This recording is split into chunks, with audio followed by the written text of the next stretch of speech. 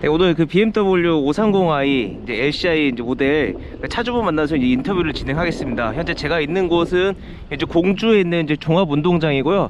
이 차주분께서는 이 530i LCI 모델은 어떤 장단점을 가지고 있는지 한번 이제 살펴보겠습니다. 차주님께서 이제 얼굴 노출은 부담스러우신 관계로 예 절대 이제 안 나오도록 이제 하겠습니다. 감사합니다. 예, 감사합니다. 네, 그럼 본인 소개 좀 가볍게 이제 부탁드리겠습니다. 네, 안녕하세요. 저는 오늘 전민준의 카시트 차주 인터 출연하게 된 33살 BMW 530i 차주입니다. 네, 차 이제 530i에 대해서 이제 전체적으로 소개를 이제 부탁드리기 앞서가지고 밖에 나가서 한번 전체적으로 둘러보겠습니다. 네, 현재 제가 보고 있는 이 모델의 트림 그리고 컬러 그리고 구매 시기와 가격, 누적 주행거리 이제 부탁드리겠습니다. 네, BMW 530i 엑스드라이브 M 스포츠 패키지 모델이고요. 2021년에 출고해서 LCI 모델 페이스리프트 모델입니다. 외장 컬러는 파이토닉 블루, 내장 색상은 모카 색상으로 되어 있습니다. 2021년 4월 초에 출고를 해서 지금 한 달 반 정도 됐고요. 총 누적 주행거리는 3,200km 조금 넘게 운행을 했습니다. 그 첫 번째 궁금한 게 이 파이토닉 블루를 선택하시게 된 계기가 어떻게 되세요? 일단 이전에 타던 차량이 검정색이었고요. 그리고 뭐 우리나라 대부분 차들이 무채색이 색상이 많기 때문에 무채색에 대해서 조금 지겨운 느낌도 있었고, BMW의 시그니처 컬러가 또 블루 색상이 좀 잘 나온 것 같아서 실제로 이게 타보시니까 관리 측면에서는 어떨지가 궁금하거든요. 원래 검정색 차량을 관리를 했었기 때문에 네. 어느 정도 유채색이나 어두운 색깔 관리에 대해서는 좀 각오는 하고 있었는데 크게 부담되지는 않고요. 셀프 세차하는 것도 좋아하기도 해서 네. 관리는 그렇게 해주고 있습니다. 이제 말씀하신 거죠. 유의사항 같은 거 있으신가요 혹시? 특별한 유의사항 네. 같은 거는 없을 것 같고요. 시간대에 따라서 색상도 되게 많이 좀 다르게도 보이기도 하고 그런 네. 매력적인 컬러입니다. 네, 알겠습니다. 그 BMW 530i LCI를 구매하시게 된 계기 좀 부탁드리겠습니다. 제가 원래 타던 차는 그 국산 K5 2000cc 중형 세단이었고요. 네. 차량 구매 시점에서 제가 비교했던 모델들은 비슷한 세그먼트 중에서 고민을 많이 했었는데, 제네시스 G80 같은 경우에는 알아보다 보니까 너무 쇼퍼 드리븐 차량이라고 생각이 돼서 제외가 됐었고, 그다음에 아우디 A6, 그다음에 벤츠 E클래스도 같이. A6 같은 경우에는 디자인적으로 괜찮아 보일 때도 있기는 한데, 이게 어떨 때 보면은 전면부 그릴이라든지 아니면 휠 부분이 좀 마음에 안 드는 부분도 있었고, 센터페시아 모니아가 너무 좀 아래쪽으로 내려와 있어서 전면 주시가 잘 안 되는 것도 불만족스러운 부분 중에 하나였습니다. 이 클래스 같은 경우에는 그 페이스리프트 되기 전에 2300 모델이 있었다면 좀 고민을 많이 했을 것 같은데, 페이스리프트 되고 나서는 아무래도 실제로 제가 디자인을 봤을 때도 그렇게 마음에 들지는 않았고, 벤츠 실내가 되게 이쁘다는 분들이 많기는 한데 저한테는 사실 큰 메리트로 다가오는 디자인은 아니었기도 하고 그런 점이 있었습니다. 그리고 페이스리프트 되고 나서는 그 2300 트림이 없어지면서 2300 트림이 가장 적절했다고 생각을 하는데, 그런 부분들에 있어서 또 이 클래스는 제외가 됐고요. 그 주변에서도 BMW 차량에 대한 좋은 평도 많기도 했고, 그래서 시승을 통해서 결정을 하게 됐습니다. 당시 출고 이제 그 대기 기간은 어느 정도 걸리셨어요? 2월 초쯤에 대기를 시작을 해서 딱 거의 2달 채우고. 그러면 요즘에 상대적으로 좀 빠른 편이래요, 2달이면. 네, 아무래도 색상 자체가 일단 네. 그렇게까지 인기 있는 색상은 아니었던 걸로 제가 알고 있고요. 그래서 조금 더 일찍 받을 수 있지 않을까 생각이 듭니다. 가장 이제 끌렸던 거 딱 한 가지 말씀해 주시고 장단점 리뷰 이제 들어가겠습니다. 일단은 많은 사람들이 얘기하는 W 차량의 주행 성능, 그 차의 본질적인 목적에 되게 부합하는 차량 모델이다라는 얘기도 많이 들어서 선택을 하게 된 게 가장 큰 이유였습니다. 네, 알겠습니다. 그러면 지금부터 본격적으로 이 장단점 이제 들어보도록 하겠습니다. 총 오늘 몇 가지 장점을 좀 생각해 오셨나요? 일단 뭐 실내에서 느낀 점이라든지 그 다음에 주행하면서 느낀 점, 이런 것들을 좀 나눠봤는데요.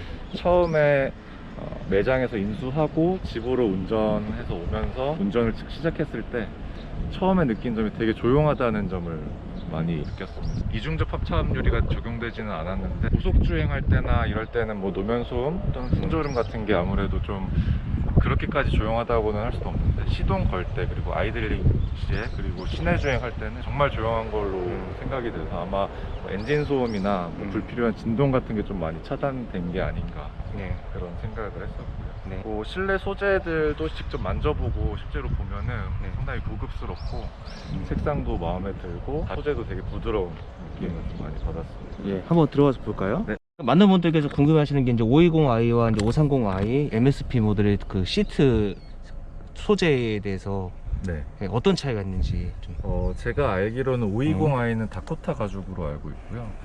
530i 같은 경우에는 나파 천연 가죽으로 알고 있습니다. 그래서 조금 더 부드러운 재질로 알고 있고, 그다음에 실내 트림 같은 경우에도 저는 이 모카 색상 선택하면서 무광 우드 트림이 같이 이제 적용이 되어 있는데, 이 부분에 있어서도 아무래도 하이그로시 재질은 제가 먼지라든지 지문 이런 부분에 있어서 좀 신경이 많이 쓰일 것 같고 해서 무광 우드 트림으로 되어 있는 게 저는 상당히 만족하고 있는 부분입니다.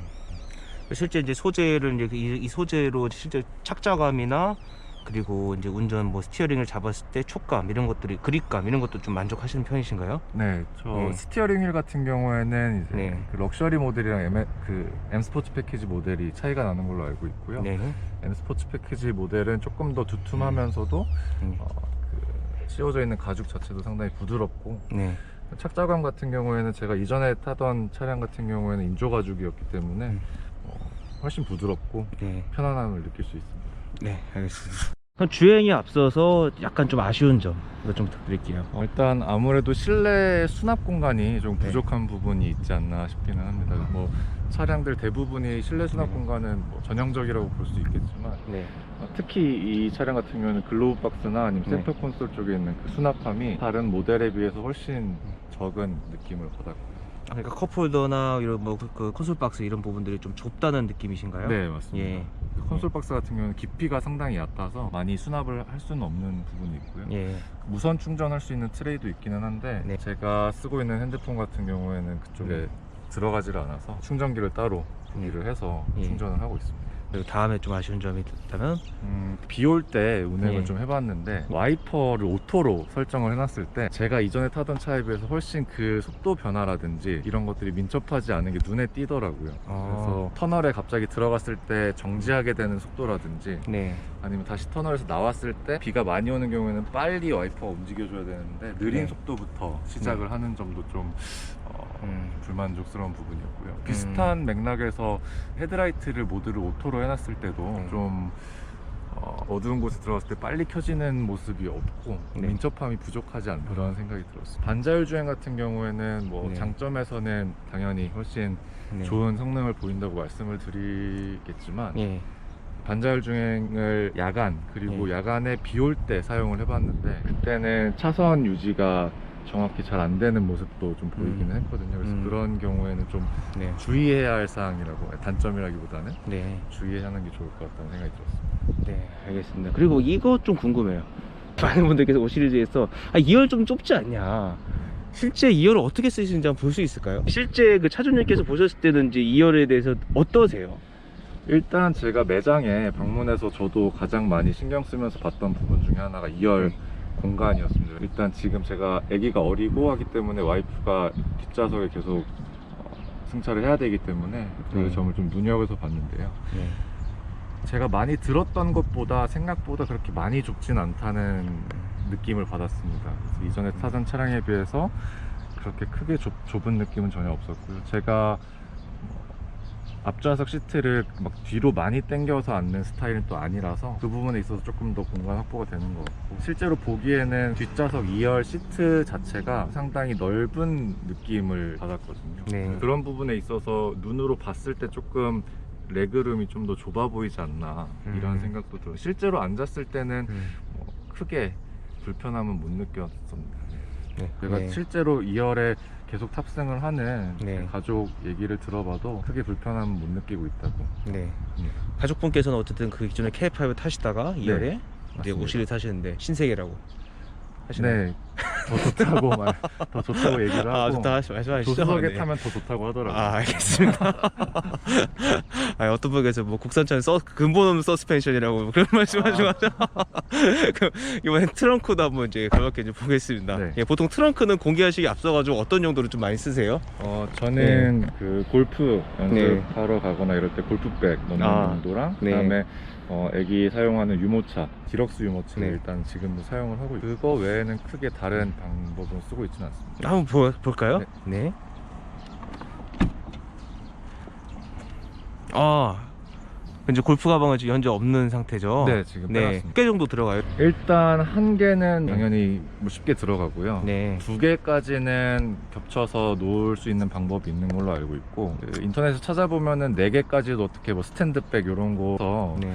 조금 뭐 우겨 넣는 모습을 보긴 했는데 아무래도 좀 힘들어 보이긴 하더라고요. 두 분이서 골프 치러 같이 가는 경우 정도에 네. 적합하다고 생각이 돼요. 왜냐면 또 골프 치러 갈 때 다른 짐들도 많기 때문에 네. 트렁크를 완전 다 골프백으로 채우는 건 사실 실용성은 없다고 생각을 하고요. 두 개 정도까지는 무난하게 들어가는 걸로 알고 있습니다. 네, 알겠습니다. 그건 여기 저희 동네 이제 가볍게 이제 주행을 해보겠습니다.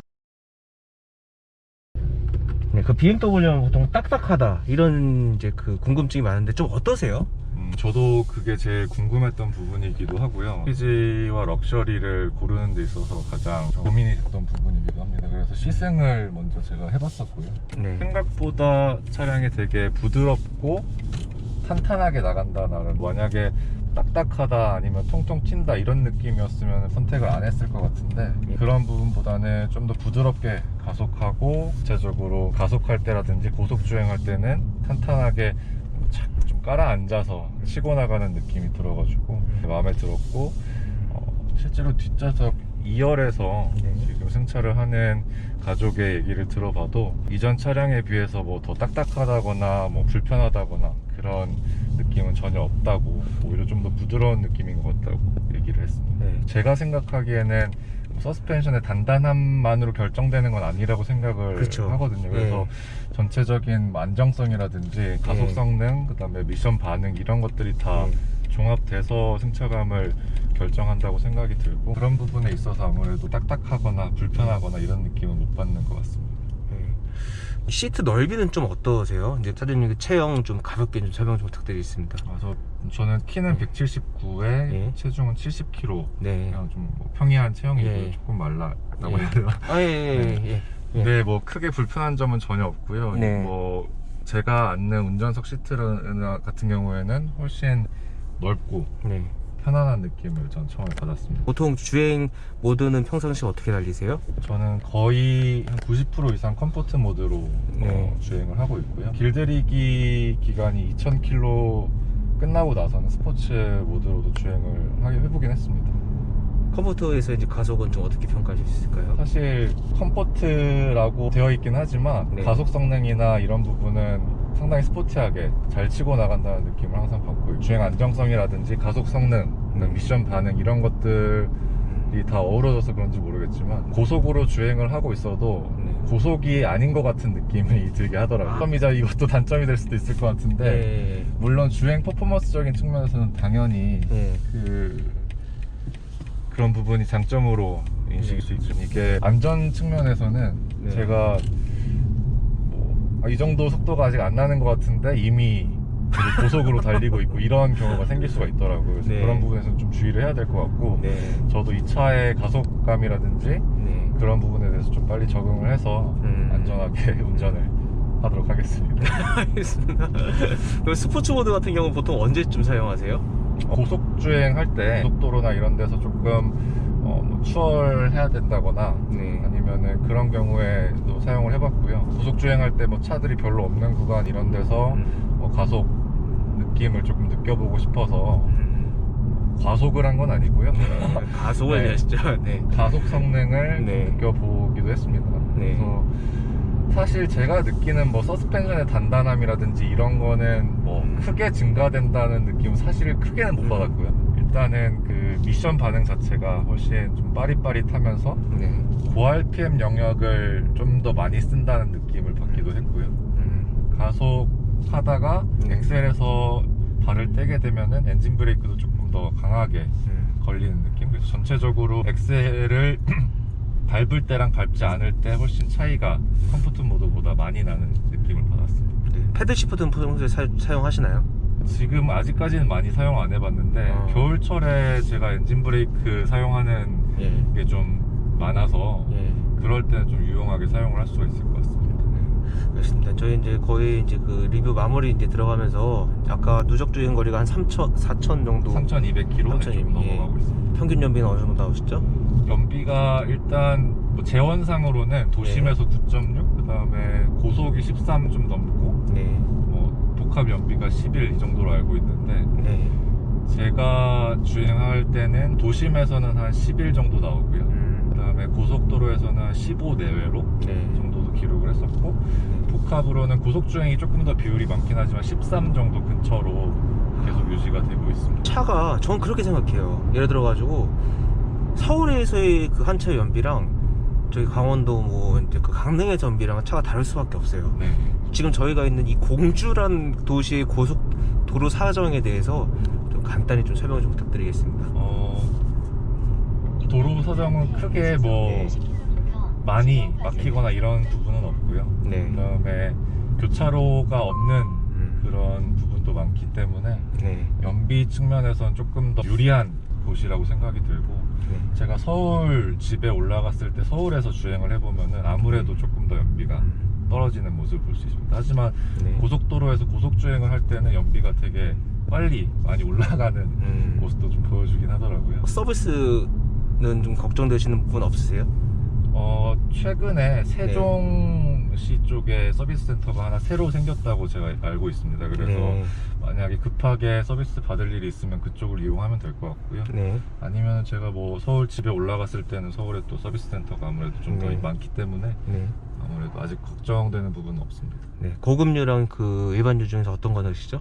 일단 저는 그 고급류를 지금 주유를 하고 있고요. 네. 매뉴얼 상에서는 옥탄가 95 이상을 권장한다고 되어 있고 최소 91 이상의 휘발유를 넣으라고 되어는 있더라고요. 근데 네. 이제 권장하는 게 95 이상이다 보니까 일단은 오래 탈 거기도 하고 네.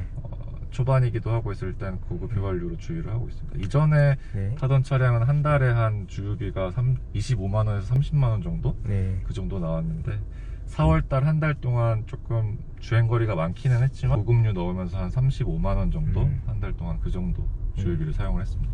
네. 고급류 주유소 못 찾아가지고 간 떨리셨던 경험은? 그거도 저희가 걱정을 좀 많이 했는데 사실 비용도 네. 비용이지만 네. 고급 휘발유를 넣을 수 있는 주유소 자체가 없는 게 더 문제더라고요. 네, 특히 네. 국무에는 고급 휘발유를 찾아봤었고 세종까지는 가야 있는 걸로 알고 있고요. 그래서 저는 보통 주유는 다 서울에서 네. 마지막으로 이제 이 차는 어떤 분한테 추천해주고 싶고 이게 어떤 분한테 좀 안 어울릴 수도 있겠구나 이걸 마무리를 하겠습니다. 일단 차량을 사용하고 있는 목적인 패밀리카 목적으로서 사실은 SUV를 많이들 선택을 하실 수도 있다고 생각이 드는데요. 자녀가 뭐 한 명밖에 없거나 이런 경우에는 크게 무리 없이 사용을 할 수 있고 가족들이랑 같이 운행을 하면서 뭐 편안함을 즐기고도 싶고 그 다음에 혼자 운전할 때는 그런 다이나믹한 느낌을 또 받고 싶다면은 이 차량을 적극 추천해드립니다. 네. 알겠습니다. 오늘 시간 내주셔서 감사합니다. 네, 감사합니다. 네. 운전할 때는 그런 다이나믹한 느낌을 또 받고 싶다면은 이 차량을 적극 추천해드립니다. 네. 알겠습니다. 오늘 시간 내주셔서 감사합니다. 네, 감사합니다. 네.